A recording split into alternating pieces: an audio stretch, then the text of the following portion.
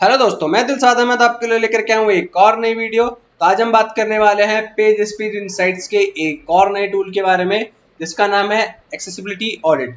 जी हाँ, जैसे कि आप जानते हैं, आप अपनी वेबसाइट का जब भी पेज स्पीड इनसाइट्स के अंदर स्पीड चेक करते हैं तो उसके अंदर आपको कई सारे आपकी चीजें मिलती हैं, जैसे परफॉर्मेंस, ऑडिट और आपकी कई सारी और चीजें। तो आज हम इसी के बारे में जानेंगे कि एक्सेसिबिलिटी ऑडिट क्या होता है और उसके अंदर कौन कौन से कंपोनेंट होते हैं। तो इसके लिए सबसे पहले हम चलते हैं अपनी वेबसाइट के ऊपर।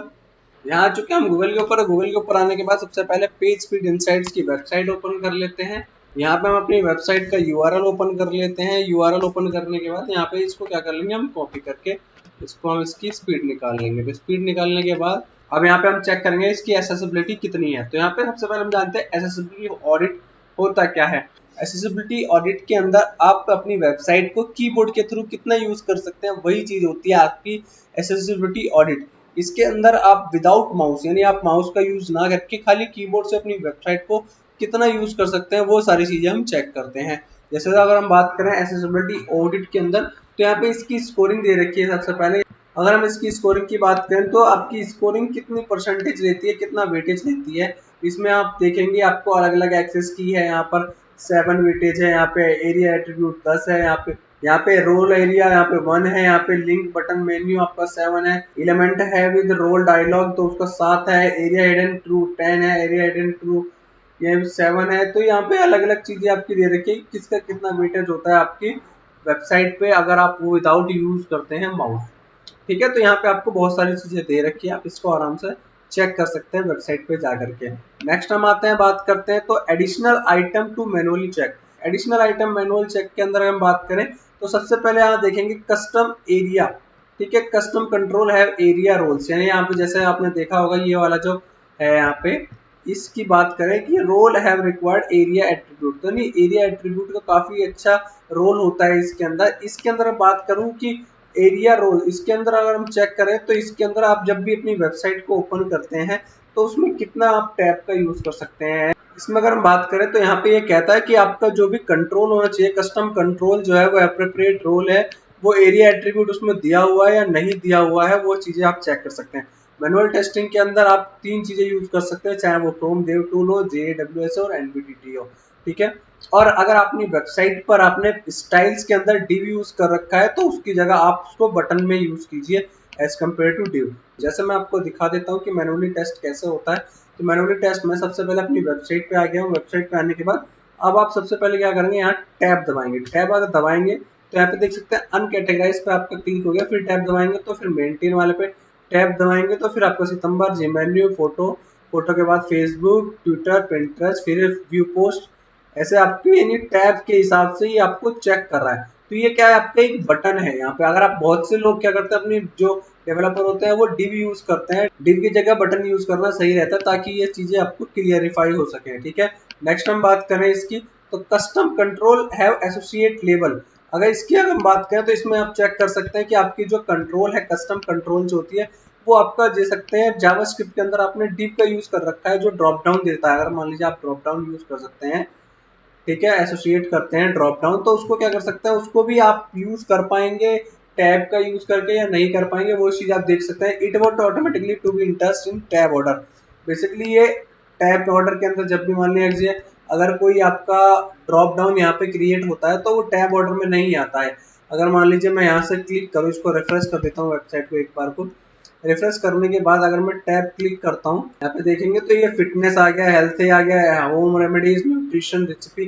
तो अगर यहाँ पे ड्रॉप डाउन होता तो ड्रॉप डाउन वो नहीं होता, सिर्फ उसकी जो मेन हेडिंग होती है सिर्फ उसी को वो क्लिक करता है। तो इस चीज का भी कंट्रोल होना चाहिए, उसका कस्टम कंट्रोल है एसोसिएट लेवल। ठीक है, you can manually check all custom control by focusing keyboard. ठीक है, कीबोर्ड का यूज करके ही आप इसको चेक कर सकते हैं।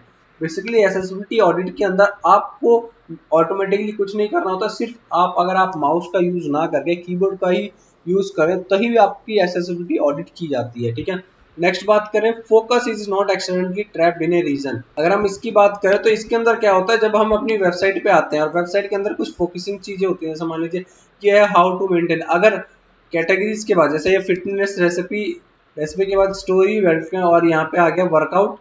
वर्कआउट के बाद अगर ये मान लीजिए सर्च ऑप्शन पे ना आकर के ये डायरेक्ट यहाँ आ जाता है। तो ये भी आपका एक फोकस पॉइंट होता है जिसको आप ये छोड़ नहीं सकते हैं आप, ठीक है। अगर इस पर टैब ना करके सीधा आता है मेंटेन वाले पे, तो क्या होता है यहाँ पे आप अपने सर्च ऑप्शंस को इसको यूज नहीं कर सकते। तो फोकस जो भी आपका पॉइंट होता है वो आपका रीजन के अंदर ट्रैप नहीं होता है, तो उसका भी आप मेजरली चेक कीजिए। अगर आप में ऐसी चीज होती है तो उसको भी आप ठीक कर सकते हैं, ठीक है। नेक्स्ट बात करते हैं, नेक्स्ट आता है interactive control are keyword focused, ठीक है।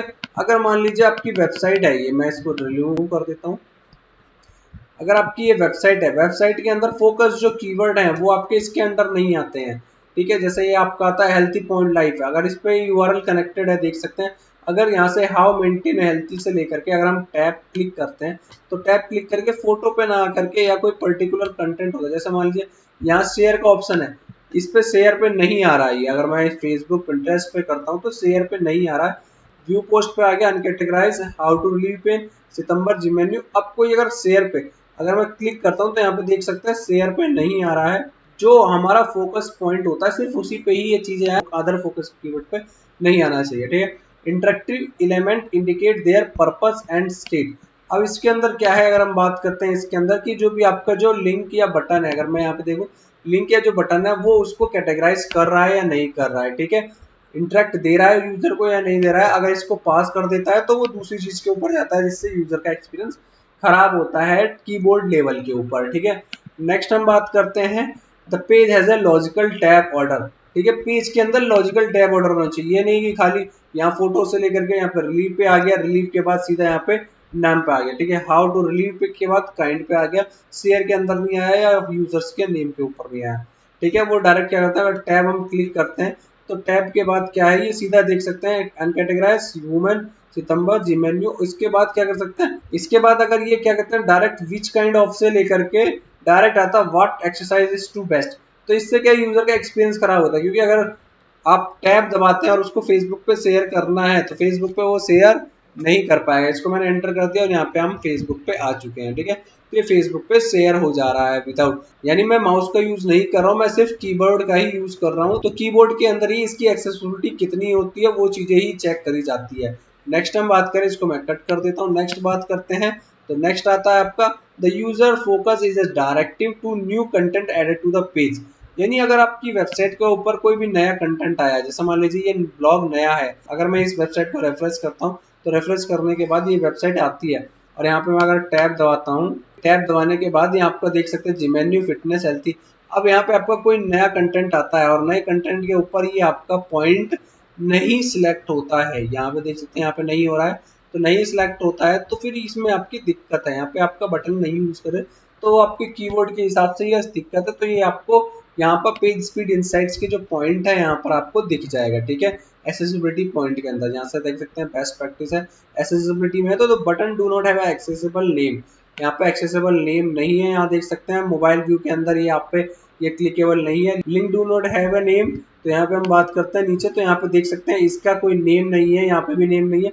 तो इसका नेम नहीं दे रखा तो ये भी आपकी एक प्रॉब्लम्स आ जाती है, ठीक है।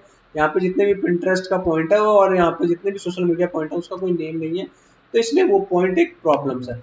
यहाँ पे देख सकते हैं heading element are not in a sequentially descending order, तो यहाँ पे डिसेंडिंग ऑर्डर के अंदर नहीं है। अगर यहाँ पे मैं इसको इंक्रीज कर देता हूँ, यहाँ पे आप देख सकते हैं कैटेगरी का ऑप्शन है जिसके अंदर आपका ये डिसेंडिंग ऑर्डर नहीं यूज किया गया है, ठीक है। बाकी देखें तो यहाँ पे ये भी आइडेंटिकल लिंक आपका क्लियर है और भी बहुत सारी चीजें हैं जो आपकी बिल्कुल क्लियर है, उसमें कोई दिक्कत नहीं है। तो यहाँ पे देख सकते हैं ये सभी चीजें इसकी पास कर दी गई है, ठीक है। नेक्स्ट हम बात करते हैं of screen content is hidden from accessibility technology. यानी अगर हम बात करें इसके अंदर, तो इसके अंदर सिर्फ जो मेन पॉइंट है सिर्फ उसको ही एक्सेसिबल होना चाहिए, अदर देन और कुछ भी नहीं होना चाहिए। अगर मान लीजिए यहाँ पे वेबसाइट का कंटेंट होता तो उस कंटेंट को ना होकर के सिर्फ पॉइंट ही पॉइंट, जैसे ये पॉइंट है डायरेक्टली पॉइंट है। यहाँ पे हमने दूसरी वेबसाइट ओपन कर लिया, अगर इसमें बात करें तो यहाँ पे भी आप देख सकते हैं टैब अगर क्लिक करते हैं तो टैब सभी को आपको क्लियर तक पहुंचाएगा एक एक चीज। अब यहाँ पे क्या है, इसके बाद देख सकते हैं, अब यहाँ पे इसने कंटेंट को क्या है बाईपास कर दिया, कंटेंट बाईपास करके सीधा डायरेक्ट रीड मोड पे आ गया। नेक्स्ट जब आते हैं तो यहाँ फोटो, फोटो के बाद बिजनेस, यहाँ पे इसका पॉइंट, नाम, यूजर, डेट, पॉइंट देख सकते हैं यहाँ पे भी कंटेंट को ये रिलीज कर दिया। तो यानी जो अनबाईपेस यानी जिसकी जरूरत हमें नहीं है, तो ऑफ स्क्रीन कंटेंट जो भी हमें चाहिए वो चीज हम इसको हिडन कर सकते हैं, जो भी हमें पॉइंट नहीं चाहिए क्लिकेबल, ठीक है।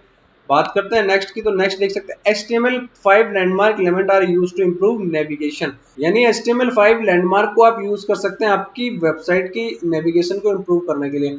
अब बेसिकली लैंडमार्क एलिमेंट होता क्या है? लैंडमार्क एलिमेंट की हम बात करते हैं तो मैं यहाँ पे आपको दिखा देता हूँ। जैसे आपकी वेबसाइट के ऊपर 3-4 चीजें अलग अलग पॉइंट्स होती है। जैसे आपका ये हेडर होता है, ठीक है, ये बैनर होता है, तो बैनर अलग होता है, आपका मेन पॉइंट अलग होता है, ठीक है। तो ये चीजें क्या है, आपकी नेविगेशन पॉइंट होते हैं आपकी, जिसके अंदर आप अपनी जो लैंडमार्क पॉइंट होता है जो ना, ये आपके लैंडमार्क पॉइंट होते हैं। जैसे आपका हेडर का आपका अलग लैंडमार्क है, यहाँ पे आपका बैनर का अलग लैंडमार्क है और मेन पॉइंट का अलग लैंडमार्क है। अगर यहाँ पे मैं दिखा देता हूँ तो यहाँ पे आप देख सकते हैं ये आपका हेडर का अलग लैंडमार्क है, यहाँ पे आपका कंटेंट का अलग लैंडमार्क है, ठीक है, यहाँ पे आपका पोस्ट का अलग लैंडमार्क है। तो ये सारी चीजें अलग अलग पॉइंट्स पे आपके सिलेक्टेड होती है।